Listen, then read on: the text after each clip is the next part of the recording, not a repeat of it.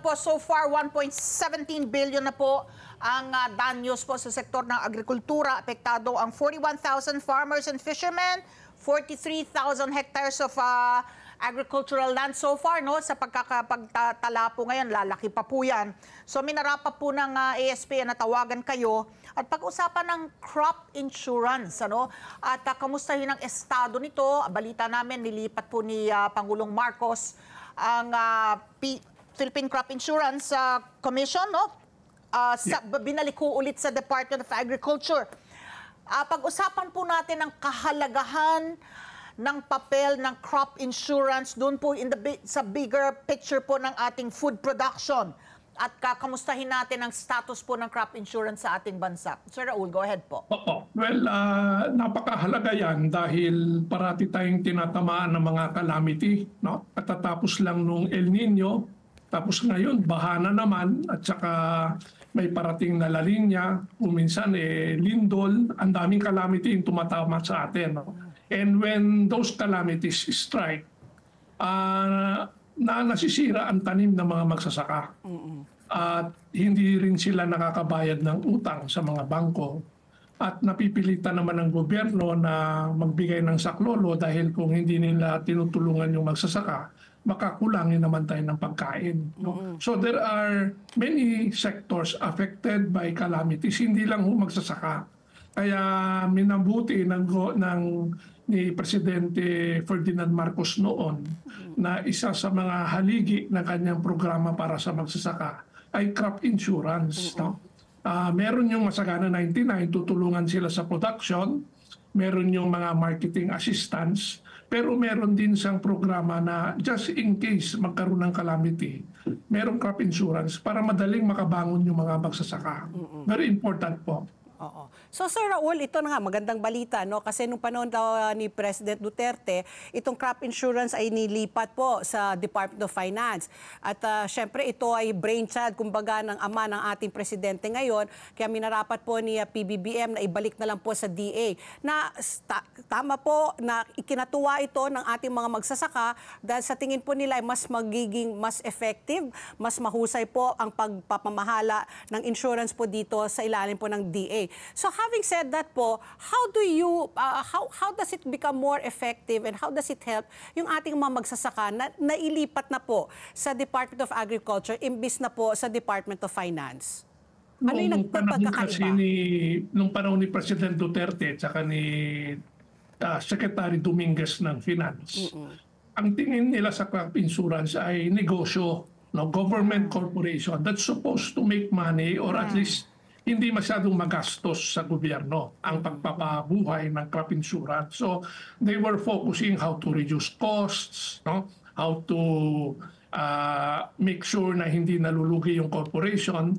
Ang nangyari po doon, pag ganun yung tingin nila sa Crop Insurance Corporation, ang magiging biktima yan, yung mga magsasaka, dahil titipirin nila yung magsasaka para lumiit yung pagkalugi o yung gastos, no? Iba yung perspective nila finance entity yung crop insurance, no? Okay din, pagandahin yung papatakbo at yung finances ng Crop Insurance Corporation, pero not at the expense of the farmers, no? Pagdating naman sa agriculture, hindi ganun ang perspective nila. Ang crop insurance ay pang-alalay sa mga magsasaka, no? Okay lang na gumastos ang gobyerno, magbigay o isubsidize ang crop insurance, kasi kung wala yun, hindi makakabangon yung mga magsasaka at mamimiligro yung food security ng ating bansa at hindi rin sila makakabayad sa kanilang mga utang, no? So there is a cost to not supporting crop insurance na hindi nakikita ng mga finance officers noon. Sa tingin namin ay mas ma-appreciate ng Department of Agriculture ngayon na nasa ilalim na nila na kakabay yung crop insurance, not so much as a finance or business organization, but as a entity that reduces risks to farmers. Okay. So yung pag pinag-uusapan natin ng crop insurance, direct beneficiaries po nito ay yung insured na farmer, no, insured against calamities, insured against peste. Pero Yes. bilang consumer, ano po ang ganansya ko kahit indirectly kapag insured ang crops ng farmers? pagka nasalanta yung tanim ng magsasaka, hindi siya makakaani. No? At kung marami ang tinatamaan ng ganyan, kukunti yung available na pagkain sa palengke, tataas na naman ang presyo ng mga bilihin. At maybe pwede tayong umangkat, no? Pero pahirapan yan, lalo na with respect to fruits and vegetables, mga crops, very perishable yan. Hindi tayo basta-basta pwedeng umasa sa importation. Kailangan tulungan natin yung mga magsasaka na nasalanta na makatanim uli para meron tayong sapat na pagkain at hindi lalong sisipa ang presyo. So Sir Raul, ito, no, yung tanong ni Ali was about the consumers. Ako naman, curious po ako sa mga magsasaka. Itong crop insurance, kasi siyempre tayo, bumibili tayo ng insurance. Meron tayong binabayaran na premium kada taon.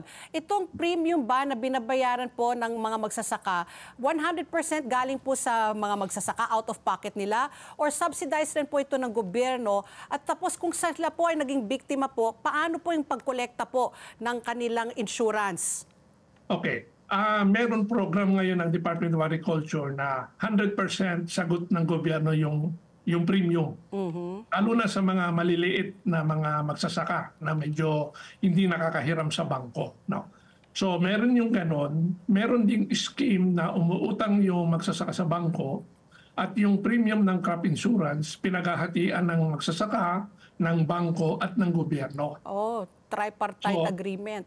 Yes, kasi yun na nga, ang sabi nila, yung insurable interest, yung magsasaka, meron siyang taya dyan, yung bangko nakataya rin dahil hindi siya mababayaran kung nasalanta ng bagyo, and then yung government ka, may kwan siya na tulungan yung magsasaka dahil magkakaroon tayo ng food insecurity. No? So, pagka tinamaan ng calamity yung isang taniman, kunyari palay, well, of course, it has to be insured muna before the planting. No? Yeah.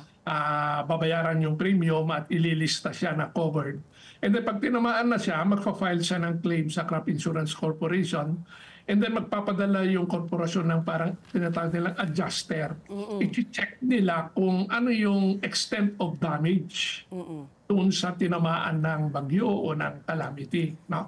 And then they have a system na kung ito yung halaga ng iyong gastos sa isang ektarya, pero ang nasira ay 10% lang, then 10% lang yung i-reimburse ng crop insurance sa iyo. Dahil hindi naman nasira lahat. Oo. So para rin yan sa insurance ng sasakyan, diba? Ini-insure natin, let's say comprehensive, pag nabangga, i-check muna nila kung kahit na yung insurance mo ay 1 milyon, pero ang nabangga ay 50,000 lang, based on the assessment ng insurance company, yun lang ang ibibigay nila sa iyo. Ganon din po sa crop insurance. Let's get together, Sunnet 25. Sunnet 25.